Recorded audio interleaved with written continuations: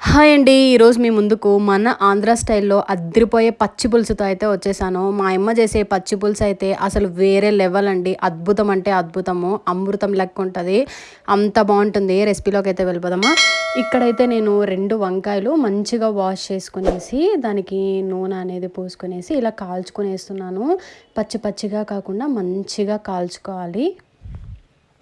ఇలా కాల్చుకున్న దాన్ని ఒక ప్లేట్లో వేసుకునేసి, అది చల్లారాక మాత్రమే దానిపైన ఉన్న పొట్టునైతే మంచిగా తీసుకునేసి ఇంకొకసారి చిన్నగా వాష్ చేసుకునేద్దాము. ఎందుకంటే ఆ మసి అంతా అట్లనే ఉంటుంది కాబట్టి. ఇప్పుడు ఇందులో నిమ్మకాయ సైజ్ అంత కంటే ఇంకా కొంచెం తక్కువే చింతపండు అయితే తీసుకునేసి, అది బాగా 2, 3 సార్లు కడిగేసి అయితే నానబెట్టుకునేసానండి ఇక్కడ. ఇప్పుడు తెల్లగడ్డల్ని అంత నిమ్మకాయ సైజ్ అంత చింతపండుకి ఇన్ని తెల్లగడ్డలు అయితే సరిపోతాయి కూడా తీసుకొని పక్కనైతే పెట్టుకునేసాను. ఇప్పుడు పచ్చిపులుసుకి 2 ఉల్లిపాయలు అయితే మంచిగా కడిగి అయితే పక్కన పెట్టుకున్నాను. అవైతే కట్ చేసుకునేస్తాను. ఇప్పుడు ఒక ప్లేట్లో తెల్లగడ్డలు కచ్చా పచ్చాగా దంచుకున్నాను కదా, అది మంచిగా కొత్తిమీర అయితే మ్యాండేటరీగా పెట్టుకునేసేయండి. అందులోనే ఉల్లిపాయలు ఇంకా అవి. తర్వాత ఇక్కడ ఎండుమిరపకాయలు అయితే ఒక 8 దాకా ఎండుమిరపకాయలు తీసుకొని 2గా కట్ చేసుకునేసి అయితే ప్యాన్లో వేసుకునేస్తున్నాను. ఇప్పుడు ప్యాన్లో వేసుకున్నాక మంటని లో ఫ్లేమ్లో పెట్టుకొని ఒక చుక్క చూసారా, జస్ట్ ఒక టేబుల్ స్పూన్ ఆయిల్ వేసుకునేసి మంచిగా లో ఫ్లేమ్లో వేపుకునేసేయండి. హై ఫ్లేమ్లో వేపుకుంటే ఏం కాదు, ఘాటు ఎక్కువ వస్తుంది, తుమ్ముతారు అంతే. మంచిగా వేపుకునేసి అవి కూడా ప్లేట్లో అయితే తీసుకొని పక్కన అయితే పెట్టుకుందాము.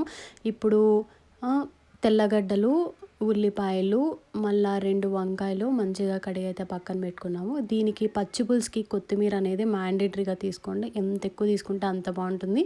మళ్ళీ మనం వేయించుకున్న ఎండుమిరపకాయలు కూడా ఇందులో ప్లేట్లో వేసేసి పక్కన అయితే పెట్టుకునేసాను. ఇప్పుడు చింతపండుని బాగా మనము ఇట్లా చేత్తో మా అమ్మ చూపిస్తున్న విధంగా చేత్తో కలుపుకొని పక్కన పెట్టుకునేసేయాలి. ఆ పిప్ అంతా తీసేసి ఒక పక్కన అయితే పెట్టుకునేసేయండి.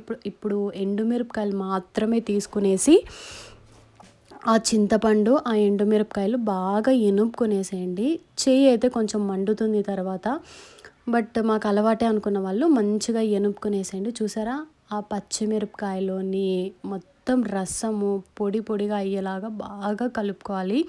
దీంట్లోనే కొద్దిగా రాళ్ళుప్పు కూడా వేసుకొని అయితే చింతపండు నానబెట్టుకోండి. మర్చిపోయినాను నేను చెప్పడము. ఇదంతా బాగా ఎనుపుకునేలా. ఇప్పుడు ఇందులో మనం 2 వంకాయలు కాల్చుకున్నాం కదా, ఆ 2 వంకాయలని కూడా ఇందులో వేసేసి బాగా సార దించేలాగా, అంటే బాగా ఎనుపుకునేసేయండి చేత్తోనే. మన పప్పుని ఎంత మెత్తగా చేసుకుంటామో అలా వంకాయలని పచ్చి పులుసుని చూసారా చేత్తో అలా మంచిగా కలుపుకొనేసేయండి. ఇలా మెత్తగా నలుపుకొనేసేయండి.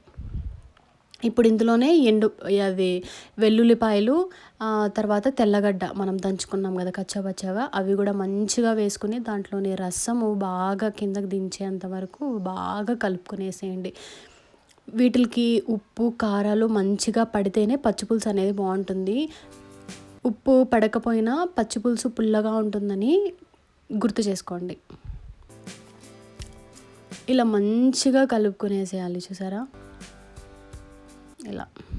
ఇప్పుడు ఇందులోనే మనం కొత్తిమీర కూడా యాడ్ చేసుకునేస్తున్నాము. ఇప్పుడు కొత్తిమీరలోని కూడా మంచిగా దాంట్లోని రసము, ఆ ఫ్లేవర్ అంతా ఆ పచ్చి పులుసుకి అంతా పట్టేలా మంచిగా మనం అన్నీ కలిసేలా కలుపుకొనేస్తున్నామండి.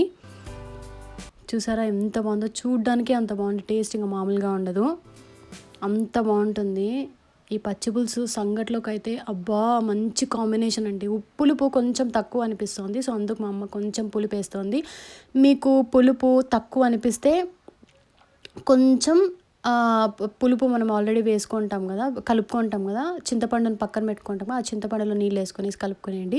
పులుపు ఎక్కువ అనిపించిందంటే ఉప్పు తక్కువ అని అర్థము. మాకైతే కొంచెం పులుపు ఎక్కువ అనిపించింది అంటే ఉప్పు లేదని అర్థం, అందుకే మేము ఉప్పు వేసుకున్నాము. మీరు ఇంకా పులుపు ఉంది అని అనుకుంటే మాత్రం ఉప్పు సరిపోయింది అయినా కూడా పులుపు ఉంది అని అనుకుంటే మాత్రం కొంచెం మీరు నీళ్ళు వేసుకొని వేసేయండి అంతే.